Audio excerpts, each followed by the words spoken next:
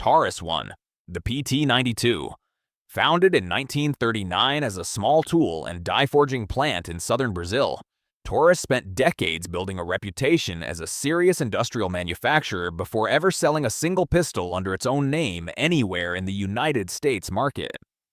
The company's biggest break came in 1980 when Beretta finished a military contract building 92 pistols for the Brazilian army and sold its entire São Paulo factory, tooling, machinery, and trained workforce, all included, directly to Taurus at what turned out to be a bargain price.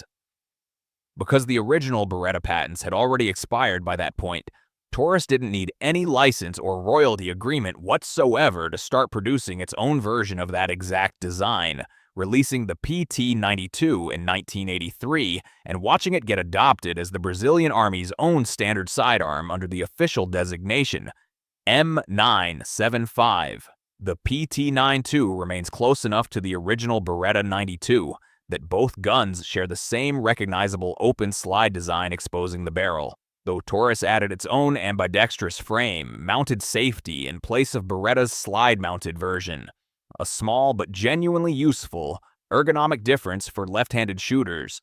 Taurus created a dedicated American subsidiary, Taurus International Manufacturing, back in 1982 specifically to import and distribute pistols like the PT-92 directly to U.S. consumers, a distribution arm that eventually grew into the same Taurus USA brand gun owners recognize today. Taurus 2, the Judge. According to Taurus company lore, the idea for one of its most controversial products came directly from Miami area judges who had reportedly started carrying a rare, out-of-production shotshell revolver for protection against courtroom threats and, during off hours, snakes encountered in Florida's Everglades wetlands. Taurus turned that niche demand into the Judge, launched in 2006 as a 5-shot revolver with an elongated cylinder, capable of chambering both .45 Colt handgun cartridges and .410 bore shotgun shells interchangeably. Because the barrel stays fully rifled rather than smooth, the Judge remains legally classified as a handgun rather than a short-barreled shotgun, letting it reach the civilian market without any of the extra registration a true shotshell firearm would otherwise require. That dual chambering does demand a real compromise inside the cylinder and barrel dimensions, meaning neither the .45 Colt nor the .410 shell ever performs quite as well as it would out of a dedicated firearm built around just one or the other. A trade-off 2 decades of steady sales suggest most buyers have been perfectly happy to accept anyway.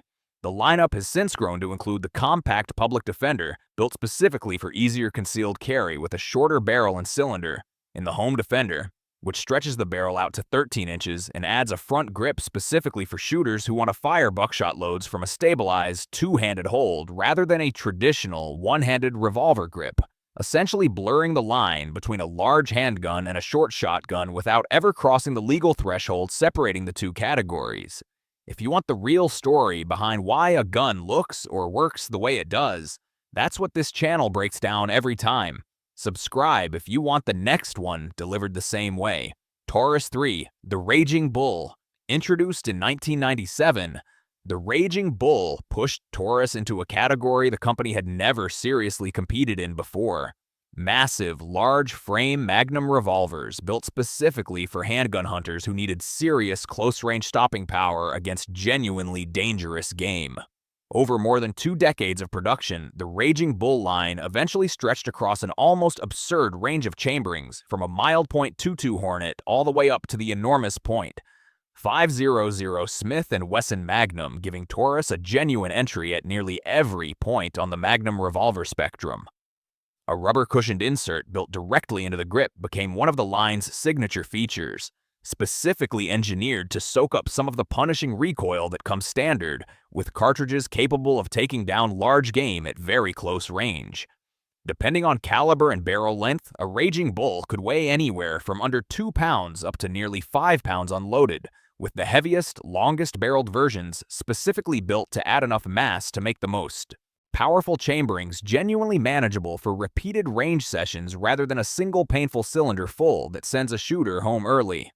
Taurus retired the original Raging Bull naming in 2019, transitioning that same large-frame hunting revolver concept into the newer Raging Hunter series, which kept the core oversized cylinder and porting concepts while updating the overall fit, finish, and factory optic compatibility for a new generation of handgun hunters.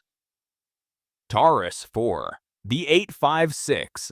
Not every revolver on this list is built for Magnum cartridges, and the 8.56 exists specifically to compete in the exact opposite category entirely.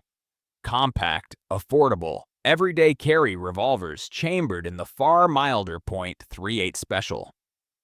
Holding 6 rounds instead of the 5 most competing snub-nose revolvers offer in a similarly sized frame, the 8.56 gives concealed carriers one genuine extra shot without meaningfully increasing the overall size of the gun compared to rivals like Smith & Wesson's J-frame lineup. Taurus builds the 8.56 across several different finish and weight options, including an ultralight aluminum-framed version specifically marketed toward all-day pocket or ankle carry, where every fraction of an ounce saved genuinely matters to a shooter carrying the gun for 10 or 12 hours straight.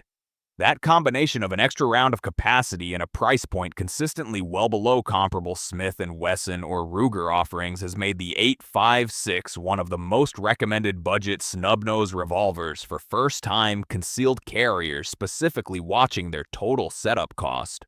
Taurus also builds a fully enclosed hammer version of the same revolver specifically for deep pocket carry, letting a shooter draw and fire without any exposed hammer spur, ever catching on fabric during a fast, stressed draw from concealment under real pressure. Taurus 5. The G2C. Nearly a decade after its original release, the G2C remains one of the strangest success stories in the entire modern handgun market. A budget striker-fired 9mm pistol that continues outselling far newer, more expensive competitors almost every single month, according to major online retailers tracking sales data. Holding 12 rounds plus 1 in the chamber from a compact polymer frame, the G2C ships with genuinely useful features rarely found at its price point, including adjustable rear sights, a manual thumb safety, and a loaded chamber indicator a shooter can check by feel alone. Selling new for as little as $200 in many markets, the G2C built its reputation less on cutting-edge engineering than on simply working reliably shot after shot without demanding anywhere near the price of a Glock or a SIG, freeing up a new gun owner's budget for the ammunition and training that actually builds real proficiency. The G2C didn't appear out of nowhere either. Evolving directly from Taurus's earlier Millennium and Millennium Pro pistol lines that had already spent years building the same reputation for affordable, dependable carry guns well before the G2C name ever existed. Taurus has since released the newer G3C alongside it with an added accessory rail and optics-ready slide cut, but the original G2C continues selling in large numbers, specifically because plenty of budget-conscious buyers see no compelling reason to pay extra for features they may genuinely never end up using in the first place. Taurus 6. The TX22. Rimfire pistols rarely get taken seriously as anything more than a cheap way to practice basic trigger control, but the TX22 changed that perception almost overnight, winning Guns and Ammo Magazine's Handgun of the Year award in 2019 against direct competition costing several times its retail price. Chambered in .22 long rifle and holding an unusually generous 16 rounds plus 1 already in the chamber, the TX22 was specifically engineered from the ground up to feel and shoot like a genuine competition pistol rather than a basic plinking gun, right down to a trigger pull. Independent reviewers routinely compare favorably against dedicated target pistols costing hundreds of dollars more at retail. A threaded barrel variant also shipped ready for a suppressor straight from the factory, a feature almost never offered on a budget rimfire pistol and one that turned the TX22 into a genuine favorite among suppressor owners looking for the cheapest possible round to shoot all day at the range. A later Gen 2 revision refined the recoil spring system and trigger feel even further, addressing the small handful of complaints early adopters had raised without ever abandoning the core formula that made the original version such a surprise hit in the first place among casual and serious shooters alike. Taurus 7. The GX4. When Sig Sauer's P365 redefined what a micro-compact 9mm could realistically hold back in 2018, Taurus answered a few years later with the GX4, its own entry into that same suddenly crowded high-capacity micro-pistol category that every major manufacturer scrambled to compete in. Built around an 11-round magazine in a frame barely larger than a traditional single-stack subcompact, the GX4 gave budget-minded concealed carriers access to the same double-stack capacity boom that had previously been reserved for pistols costing 2 or 3 times as much. Reviewers and instructors have consistently praised the GX4's ergonomics specifically, noting a more comfortable grip texture and trigger feel than plenty of shooters expected from a Taurus at that price point, helping the pistol build a genuine following well beyond buyers simply hunting for the cheapest possible Micro 9 on the shelf. Taurus later added the GX4 carry variant, stretching the grip slightly to add a couple extra rounds of capacity for shooters willing to trade a small amount of concealability for meaningfully more ammunition on tap during a defensive encounter. Taurus 8. The PT1911. Rather than designing something entirely new, Taurus took a completely different approach for one specific product launch in 2005, building a faithful reproduction of John Browning's century-old 1911 design and releasing it to the American market as the PT1911. Manufactured in Porto Alegre, Brazil, the PT1911 shipped with several features plenty of other budget 1911 clones charged extra for, including a skeletonized hammer and trigger, front and rear slide serrations, and Taurus's own built-in key-operated security lock recessed directly into the frame.